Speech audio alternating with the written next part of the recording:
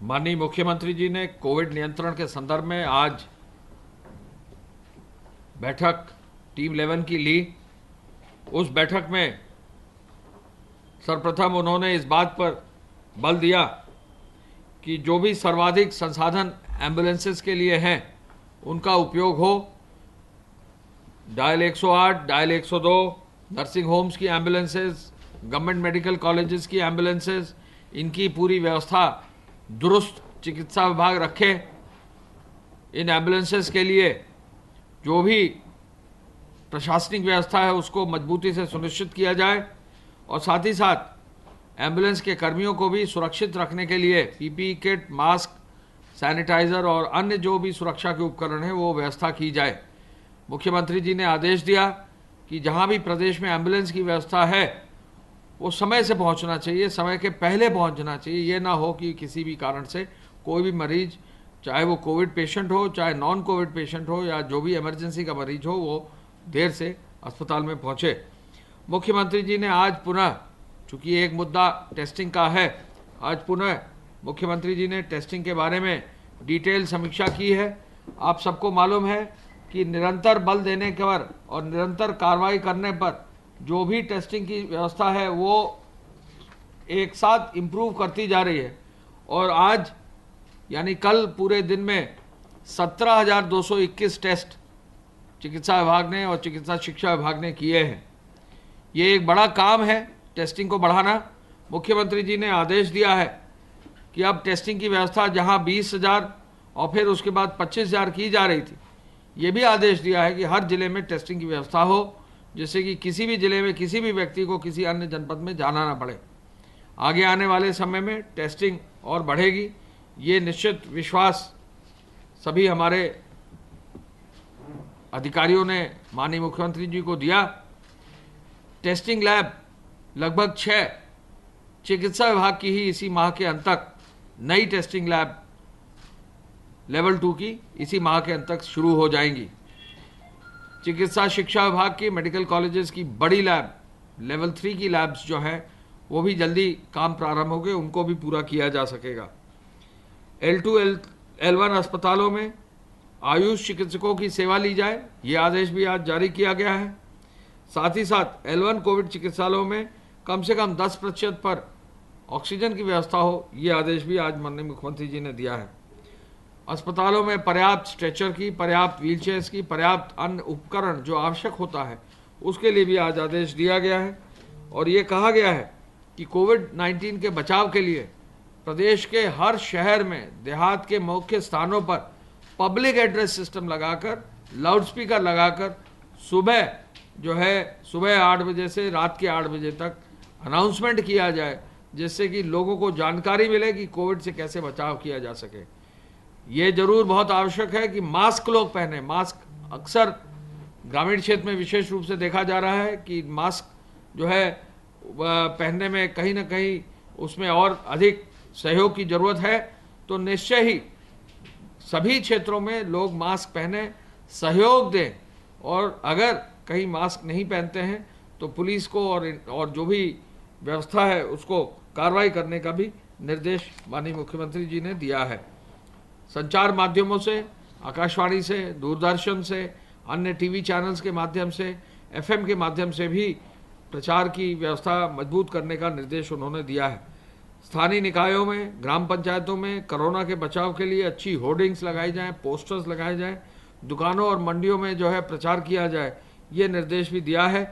Covid help desk बनाने का प्रत्येक अस्पताल पर, सीएचसी, पीएचसी, जिला अस्पताल और साथ ही साथ जहां भी प्रमुख स्थान है, कोविड हेल्प डेस्क सुबह 8 बजे से रात 8 बजे तक स्थापित करने का भी निर्देश दिया है, जहां पर एक इंफ्रारेड थर्मामीटर भी हो, वहां पर पल्स ऑक्सीमीटर भी हो, सैनिटाइजर भी हो, जिससे कि प्रारंभिक रूप से कोविड के बारे में जांच पड़ताल की जा सके।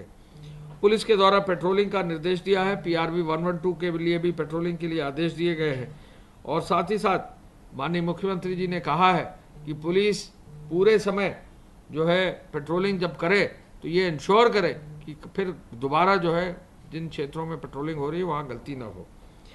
मुख्यमंत्री जी ने निवेश में प्रतिस्पर्धा लाने के लिए जो भी नियम कानून है उनको और सरल करने का निर्देश दिया है। नियमों को सरल करने के लिए जो भी निवेश आकर्षित करने के लिए कार्य है उसके लिए उन्होंने बहुत सख्ती से जो है उद्योग और उद्योग विभाग के सभी अधिकारियों को कहा है कि नीचे तक ये मैसेज चला जाए कि हर उद्योगपति के लिए हर संभव जो नियम है शासन की उसके अनुरूप कार्रवाई की जाएगी। श्रमिकों और कामगारों के लिए रोजगार सुलभ कराने के लिए आईआईडीसी के द्वारा जो है कार्रवाई की जा रही है। इच्छुक लोगों को बैंकों के माध्यम से पूरा मदद मिल रही है। एमएसएमई, ग्राम विकास, पंचायती राज, कृषि एवं सिंचाई में असीम संभावनाएं हैं। उन्होंने एक मुख्यमंत्री जी ने एक एग्जाम्पल लिया जहां बांदा में एक नदी है जिसको जो है वहां के श्रमिकों और कामगारों ने जुटकर पूरी नदी जो पट गई थी उसको पूरा खोद कर उस पूरे नदी को पुनर्जीवित करने की जो है एक बृहद कार्य किया है, सराहनीय कार्य किया है। इस पर भी माननीय मुख्यमंत्री जी ने जिक्र किया। रोजगार मिले, लोग एक दूसरे का सहयोग करें, कम्युनिटी पार्टिसिपेशन हो, बड़े प्रोजेक्ट्स ले, ये भी एक बहुत अच्छी बात है। हम आपको ये भी बता दें कि कंटेनमेंट जोन में डोर स्टेप डिलीवरी पर भी विशेष रूप से ध्यान देने के लिए मुख्यमंत्री जी ने कहा है और साथ ही साथ कहा है कि शहरी क्षेत्रों में साफ सफाई, नालाओं और सिल्ट सफाई बरसात से पहले उसको भी कर लिया जाए, ये कार्य भी सुनिश्चित किया जाए। गन्ना किसानों पर विशेष रूप से आज बहुत ही बृहद रूप से एक कार्य योजना, एक कार्य माननीय मुख्यमंत्री जी ने सुनिश्चित कराया है। 418 करोड़ से अधिक धनराशि आज एक साथ देते हुए 1 लाख करोड़ गन्ना किसानों का जो है भुगतान गन्ने के पेमेंट का आज पूरा हुआ है। ये कार्य जून माह में ही पूरा हो गया है। जहां एक और गन्ने का पेमेंट अगले सत्र तक लंबित रहा करता था, यहाँ सत्र की समाप्ति के साथ ही जो है काफ़ी बड़ी मात्रा में धनराशि जो है गन्ना किसानों को मिल गई है। इस पर उन्होंने संतोष भी व्यक्त किया। इस पर आज उन्होंने मुजफ्फरनगर, अमरोहा, बाकी अन्य जनपदों के, मेरठ, बाकी जनपदों के भी किसानों से बात की और सभी किसानों ने एक स्वर से प्रदेश सरकार की, गन्ना विभाग की, चीनी मिलों की और पूरी व्यवस्था की उन्होंने तारीफ की। एक किसान ने यह भी कहा कि पहले जो है पर्ची, गन्ने की पर्ची मिलती थी, किसी के कुर्ते में रह जाती थी, धुल जाती थी, गायब हो जाती थी, परेशान होता था किसान। आजकल ई पर्ची के माध्यम से मोबाइल पर ही उसे सूचना मिल जाती है, जिसके माध्यम से जो मैसेज मोबाइल पर आ जाता है उसी के माध्यम से वो अपना गन्ना डालते हैं। और पर्चियों का सिस्टम जो ई पर्ची है ये बहुत ही फायदेमंद हुआ है। पहली बार किसानों ने कहा कि जो है गन्ना के विभाग से कोरोना काल होते हुए कहीं दिक्कत किसी को भी नहीं आई है। माननीय मुख्यमंत्री जी ने इस बात को अप्रिशिएट भी किया। माननीय गन्ना मंत्री जी, गन्ना विभाग के सभी अधिकारी, सबको बधाई भी दी। गन्ना किसानों को भी बधाई दी कि सबका सहयोग मिला। अब सभी मिले 119 में से एकमात्र एक मिल छोड़कर सभी मिलों ने अपना काम पूरा किया। इस बार ये भी सुनिश्चित किया गया कि जहाँ भी जिस भी रूप में जो है गन्ना बचा था खेतों में, वहाँ अलग से जो है गन्ना विभाग ने जाकर एक राउंड और फिर दूसरी राउंड में भी अतिरिक्त पर्चियां दी, जिससे कि किसी भी किसान का गन्ना न बचने पाए। माननीय मुख्यमंत्री जी ने इस बात पर बल दिया है कि किसी भी सूरत में लॉकडाउन के बाद अनलॉक की व्यवस्था में लोग अनुशासन में रहे। ऐसे में एफआईआर जो है धारा 188 के अंतर्गत अब 69,000 दर्ज कर दी गई हैं। 1,85,319 लोगों को नामजद किया गया है। 56,000 वाहन अब सीज भी कर दिए गए हैं और एक दिन में 1 करोड़ लगभग 31 करोड़ रुपए की धनराशि भी जो है चालान के रूप में जमा की गई है। जमाखोरों के खिलाफ 705 एफआईआर दर्ज कर दी गई हैं और सूचना विभाग ने भी काफ़ी संख्या में मामले फेक न्यूज़ के टेकअप किए हैं। 1505 मामले संज्ञान में लाकर कार्रवाई भी की गई है। कल 19 जून को 9 मामले संज्ञान में लिए गए हैं। हॉटस्पॉट पर विशेष ध्यान देने की आवश्यकता पड़ेगी। 2545 हॉटस्पॉट्स में जो है 805 थाने पड़ते हैं, 9.5 लाख मकान हैं, 57 लाख लोग हैं। इस पर विशेष बल आज मुख्यमंत्री जी ने कहा है कि जिला प्रशासन और पुलिस और जो भी वहाँ पे चिकित्सा और स्वास्थ्य विभाग के अधिकारी हैं, इसको और मजबूती से कंप्लायंस सुनिश्चित करें। ये भी सुनिश्चित करने के लिए कहा है कि यहाँ पर होम डिलीवरी और यहाँ पर जो सप्लाई है उसकी एक अच्छी व्यवस्था हो। गेहूं क्रय में अब रिकॉर्ड 412 लाख क्विंटल गेहूं का क्रय हो गया है और एमएसपी के अंतर्गत भी 324 लाख क्विंटल गेहूं का क्रय किया जा सका है। ये एक बृहद कार्य है गेहूं क्रय का। इस कार्य को बहुत आगे तेजी से बढ़ाया जा रहा है। अब तक 1653 ट्रेन जो है प्रदेश में आ चुकी हैं और विभिन्न प्रदेशों से, और भट्ठा श्रमिकों के लिए अब तक 45 ट्रेन जो है जा भी चुकी हैं और 16 ट्रेन छत्तीसगढ़, बिहार के लिए 23, उड़ीसा के लिए 4 और झारखंड के लिए 2, कुल 45 ट्रेनें जा चुकी हैं, जिसमें 78,341 भट्ठा श्रमिक जो अन्य प्रदेशों के हमारे यहाँ काम कर रहे थे और जो कोविड के दौरान भी जो है लॉकडाउन के दौरान भी भट्ठे चलने के लिए माननीय मुख्यमंत्री जी ने परमिशन दी थी, उन भट्ठा श्रमिकों को सकुशल सुरक्षित रूप से सम्मान के साथ अन्य प्रदेशों में अब भेजा जा रहा है और 78,000 लोगों को अब तक घर भेजा जा चुका है। आगे भी जहां भी हमारे भट्ठा संघ ने, हमारे प्रदेश के जो है ईंट भट्ठा मालिकों ने बहुत ही सकारात्मक जो है उन्होंने अपना सहयोग दिया है। उन्होंने प्रदेश स्तर के जो उनके महामंत्री हैं उन्होंने बहुत अच्छा सहयोग दिया है, सभी पदाधिकारियों ने सहयोग दिया है और बहुत ही पॉजिटिव वे में भट्ठा श्रमिकों को उनको घर भेजा जा रहा है और जिला प्रशासन भी इसमें अपना सहयोग दे रहा है। मैं ये भी बताना चाहूँगा कि यहाँ कहीं प्रदेश में कोई भी व्यक्ति किसी भी प्रदेश का अगर बच गया होगा तो अपने जिला प्रशासन से जरूर संपर्क करेगा, जन सुनवाई पोर्टल पर अपना नाम जरूर दर्ज कराएगा, जिससे कि उनको बहुत ही आराम से बिना किसी खर्च के निःशुल्क अपने प्रदेश भेजा जा सकेगा। इस समय प्रदेश में एक्टिव इन्फेक्शन के केसेस की कुल संख्या 6,092 और जो मरीज पूर्णतः उपचारित होकर डिस्चार्ज किए जा चुके हैं उनकी संख्या 9,995 9995। कोरोना वायरस से संक्रमित मरीजों में से कुल 507 लोगों की अभी तक मृत्यु हुई है। आइसोलेशन वार्ड में इस समय 6,095 लोग अपना इलाज करवा रहे हैं और फैसिलिटी क्वारंटाइन में 7,378 लोगों को रखकर उनके सैंपल की जांच की जा रही है। कल प्रदेश में सैंपलिंग की संख्या एक बार फिर से बढ़ी और ये 17,000 पार हो गई। कल प्रदेश में कुल 17,221 सैंपल्स की जांच हुई और प्रदेश में अब तक 5,32,505 सैंपल्स की जांच की जा चुकी है। पूल सैंपलिंग के अंतर्गत कल 5-5 सैंपल के 1,229 पूल लगाए गए, जिनमें 167 में पॉजिटिविटी देखी गई और 10-10 सैंपल के 110 पूल लगाए गए, जिनमें 24 में पॉजिटिविटी देखी गई। आरोग्य सेतु ऐप में जिन लोगों को अलर्ट जनरेट हुआ है उनमें से अब तक हम 86,889 लोगों को कॉल कर चुके हैं और उन्हें सावधान कर चुके हैं कि आप किसी न किसी संक्रमित व्यक्ति के नज़दीक आए हैं, इसलिए आप अपना ध्यान रखें। इनमें से 3,420 लोग इस समय क्वारंटाइन में हैं और 167 लोगों ने ये अवगत कराया कि वो संक्रमित हैं और उनका इलाज चल रहा है। 110 लोग पूर्णतः रिकवर होकर के डिस्चार्ज किए जा चुके हैं।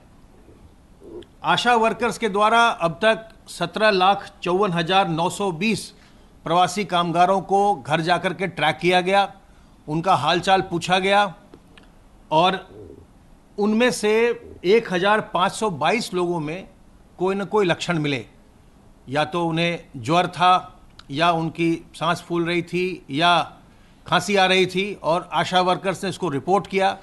उसके आधार पर अभी तक 1144 प्रवासी कामगारों की टेस्टिंग की गई जो आशा वर्कर्स ने रिपोर्ट किया उनमें से, और उनमें से 185 पॉजिटिव आए और 959 नेगेटिव आए। तो इस प्रकार 16% से अधिक का ये आंकड़ा है जो आशा वर्कर्स ने रिपोर्ट किया उसमें से पॉजिटिविटी का। सर्वेलेंस का कार्य लगातार चल रहा है और अब तक 19,189 इलाकों में सर्वेलेंस का कार्य हुआ है, जिनमें से 6,354 हॉटस्पॉट और 12,835 नॉन हॉटस्पॉट हैं। 1,30,594 टीम दिवस के माध्यम से 97,33,508 घरों का सर्वेलेंस अभी तक किया गया, जिसमें 4,96,85,930 लोग निवास करते हैं। कल 2-3 महत्वपूर्ण शासनादेश इस संबंध में जारी किए गए हैं। 2-3 महत्वपूर्ण व्यवस्थाएं माननीय मुख्यमंत्री जी के निर्देश पर किए गए हैं। एक तो पहले जब किसी व्यक्ति की अस्पताल में मृत्यु होती थी और अगर उसका सैंपल लिया गया है कोरोना वायरस के संक्रमण के लिए, तो जब तक भी वो सैंपल की जांच होकर नहीं आ जाता था, तब तक लिए डेड बॉडी को रिलीज़ नहीं किया जाता था।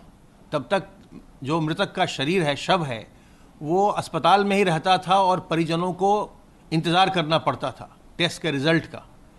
अब ये शासनादेश जारी कर दिया गया है कि टेस्ट के रिज़ल्ट का वेट नहीं किया जाएगा, टेस्ट का रिज़ल्ट बाद में आता रहेगा, लेकिन अगर कोई किसी व्यक्ति की मृत्यु हुई है तो उस मृतक का शव तत्काल उसके परिजनों को सौंप दिया जाएगा और परिजनों के द्वारा वो पूरी सावधानी ली जाएगी जो कि एक संक्रमित व्यक्ति के शरीर के लिए ली जाती है, ये मानते हुए कि उसमें संक्रमण हो सकता है। वो उसका अंतिम क्रियाक्रम करेंगे, लेकिन उनको अब मृतक के शरीर के लिए, शव के लिए बिल्कुल भी इंतज़ार नहीं करना पड़ेगा। ये शासनादेश जारी कर दिया गया है। इसमें कई बार ऐसा देखा जा रहा था, कुछ परिवारों के सामने असमंजस की स्थिति उत्पन्न हो रही थी। दूसरा आदेश ये किया गया है कि जो निजी लैब हैं, निजी प्रयोगशालाएं जो कोरोना वायरस के संक्रमण की जांच करती हैं, उनके द्वारा अभी तक लोगों से, जो लोग अस्पतालों से अपना भेज रहे थे, जो निजी व्यक्ति अपनी जांच करवा रहे हैं, उसमें उनसे 5,000 रुपये, 4,500 रुपये लिया जा रहा था। उसकी जांच का शुल्क 4,500 रुपये लिया जा रहा था। अब उसका मूल्य, उसका जो चार्ज है, उसको नियंत्रित कर दिया गया है। अगर कोई व्यक्ति सैंपल जाकर प्रयोगशाला में देता है तो उस पर उससे केवल 2,000 रुपये लिया जाएगा, और अगर प्रयोगशाला किसी व्यक्ति को भेज करके और उसके घर से उसके सैंपल को, नमूने को लेते हैं, तो उनके द्वारा अधिकतम 2,500 रुपया चार्ज किया जा सकेगा। अब वो 4,500 रुपया घटा करके 2,500 रुपया कर दिया गया है। इसके अलावा एक और आदेश किया गया है, वो ये कि अब जो हमारे PHC हैं और जो CSCs हैं, प्राथमिक स्वास्थ्य केंद्र और सामुदायिक स्वास्थ्य केंद्र, उन पर अब OPD की सुविधा प्रारंभ कर दी गई है। और वहाँ पर अब ये निर्णय लिया गया है कि कोविड हेल्प डेस्क की वहाँ स्थापना की जाएगी। वहाँ एक एरिया में, एक कमरे में एक कोविड हेल्प डेस्क होगा, और जिस भी व्यक्ति को कोरोना वायरस के कुछ लक्षण होंगे, बुखार होगा या सांस फूल रही है या उसके खांसी हो रही है, तो उसको तत्काल उस हेल्प डेस्क पर ले जाया जाएगा। वहाँ उसकी थर्मल स्क्रीनिंग की जाएगी, और इंफ्रारेड थर्मोमीटर के अलावा वहाँ पर पल्स ऑक्सीमीटर भी उपलब्ध होगा, जिससे उसके ऑक्सीजन सैचुरेशन की भी जांच की जाएगी। और उसके पश्चात तत्काल जैसी आवश्यकता होगी वैसे तत्काल उसको एम्बुलेंस के द्वारा रेफरल उसका किया जाएगा। तो ये 3 महत्वपूर्ण आदेश जारी किए गए हैं। एक आपसे हमने ये बताया था कि हमने कुछ रैंडम सैम्पलिंग की थी, और जो माइग्रेंट्स वाले गांव थे, 72 गांव का आपको हमने उसका आंकड़ा हमने आपको दिया था। हम लोगों ने अभी हाल में ही प्रदेश के 75 जिले में, सभी जिलों में हम लोगों ने जो अर्बन स्लम्स हैं उनके कुछ स्लम्स की रैंडम सैम्पलिंग की, और उसमें जो नतीजा निकल के आया वो ये कि जो हमने रैंडम सैम्पलिंग किया, बड़े जिलों में हमने 10-10 स्लम्स लिए थे, बीच के जिलों में हमने 5-5 स्लम लिए थे, छोटे जिलों में हमने 2-2 अर्बन स्लम लिए थे। तो इस तरह से हमने ये देखा कि अर्बन स्लम्स में, जिसमें कि लोग, बहुत ही घनी आबादी होती है और उसमें संक्रमण की संभावना बहुत ज़्यादा रहती है, उसमें भी हमारे सामने ये नतीजा आया है कि 75 में से 58 जनपदों के अर्बन स्लम्स में जो रैंडम सैम्पलिंग की गई उसमें कोई भी संक्रमण नहीं आया है। केवल 17 जिलों में हमें अर्बन स्लम्स में दिखाई पड़ा है संक्रमण, और जो कुल मिलाकर के जो सैंपल्स जो टेस्ट किए गए अर्बन स्लम्स के रैंडम जो सैम्पलिंग हमने किया था वो 3,475 सैंपल के रिजल्ट हमारे पास आए हैं, जिनमें से 65 सैंपल पॉजिटिव आए, यानी 2% से भी कम, 2% से भी कम, 1.87% केवल अर्बन स्लम्स में, जिसमें कि बहुत ज़्यादा घनी आबादी होती है, वहाँ पर भी 58 जिलों में कोई पॉजिटिविटी नहीं आई, और जो ओवरऑल स्टेट में पॉजिटिविटी आई है वो 1.87% आई है। 3,475 में से 65 सैंपल पॉजिटिव मिले।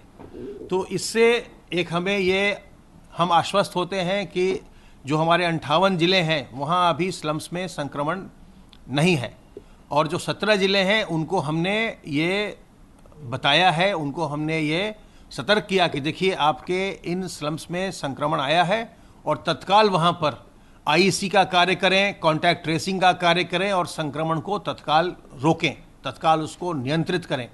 तो इस तरह से रैंडम सैंपल्स करके हम अलग अलग एरियाज़ का हम जायज़ा ले रहे हैं, और उससे जहां हमें एक एश्योरेंस भी मिल रहा है कि प्रदेश में पॉजिटिविटी उन क्लोज इलाकों में भी जहां पर कि जो हाईली डेंस पॉपुलेशन जहां है वहां पर भी पॉजिटिविटी कम है, वहीं दूसरी ओर हम उनमें अवेयरनेस जनरेट करने में भी हम सफल हो पा रहे हैं। और जिन जगह में, जिन जिलों में 17 जिलों में जहां पॉजिटिविटी आई है वहां पर उनको हमने सतर्क किया है कि आप ज़्यादा प्रयास करें और स्लम्स में और ज़्यादा प्रचार प्रसार करें। सभी जिलों को करना है, लेकिन उन जिलों को स्लम्स में अब जो उनके कॉन्टैक्ट ट्रेसिंग का कार्य है वो भी करना है। इस संक्रमण का जैसे अब हम बार बार चर्चा करते हैं कि कोई अभी न तो वैक्सीन है, न इसकी कोई एक दवा कोई ऐसी बताई गई जिससे कि आप खा करके बिल्कुल स्वस्थ हो सकते हैं।